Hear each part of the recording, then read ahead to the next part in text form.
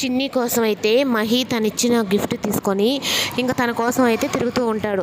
ఈ లోపల అక్కడ క్రికెట్ ఆడుతున్నారని చెప్పనని ఇంకా చందుని అయితే అరిచిన తర్వాత చిన్ని ఎక్కడుంది అంటే అక్కడే ఉంది అని చెప్పని చందు అయితే అనిన తర్వాత రే మహి అక్కడ బాల్ పడిపోయింది ఇవ్వరా అని చెప్పని అనేటప్పటికీ ఇంకా మహి అయితే ఇంకా బాల్ కోసం అయితే గడ్డిలో ఎతుకుతూ ఉంటాడు.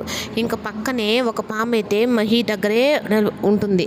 ఈ లోపల చిన్ని చందు అయితే ఇంకా నిన్ను మహి పిలుస్తున్నాడని చెప్పని చిన్నిని తీసుకొని వచ్చిన తర్వాత ఇంకా మహి దగ్గరే పాము ఉందని చెప్పని మహిని ఎక్కడ కాటేస్తుందని చెప్పని చిన్ని అయితే మహిని అయితే పక్కకు తోసేస్తుంది. అప్పుడు ఇంకా పాము అయితే చిన్నిని కరిచి అక్కడి నుంచి అయితే వెళ్ళిపోతుంది. ఇంకా అందరూ అయితే చిన్నికి పాము కరిచింది అని చెప్పనని అనేటప్పటికి ఒక పక్క కావేరి ఒక పక్క బాలరాజు ఇద్దరు అయితే పెద్ద షాక్ అవుతారు.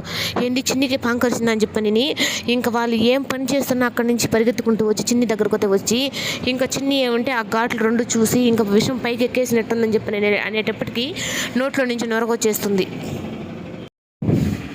ఇంకా అందరూ అయితే పరిగెత్తుకుంటూ చిన్ని దగ్గరకు వచ్చి ఇంక ఎక్కడ విషంగా ఉందో అని చెప్పనని చేయి కర్చీఫ్ తీసి చేయి గుడ్డ కట్టి చేస్తూ ఉంటే ఇంక కానీ వెంటనే చిన్నికైతే విషం అంతా పాకేసి ఇంకా నోట్లో అయితే నొరగొచ్చేసి తనైతే కళ్ళు తిరిగి పడిపోతుంది. ఇంకా కావేరి ఒక పక్క బాలరాజు ఒక పక్క చిన్ని అని చెప్పనని ఎంత పిలిచినా పిలవకు అట్లాగే లేకుండా స్పృహ లేకుండా పడిపోతుంది.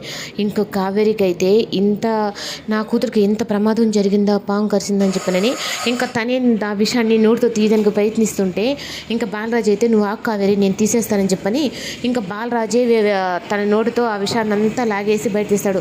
అయినా చిన్ని అయితే స్పృహలోకి రాకుండా అలాగే పడిపోయి ఉంటే ఈ లోపల ఇంకా కావేరి అయితే అంబులెన్స్కి ఫోన్ చేసి వెంటనే అయితే హాస్పిటల్ తీసుకెళ్తారు. కానీ హాస్పిటల్ వాళ్ళైతే 24 గంటలకు గడిస్తే కానీ ఏ విషయం చెప్పలేము అంటే ఇంకా కావేరి ఒక పక్క బాలరాజు ఒక పక్క ఏడుస్తూ ఉంటారు.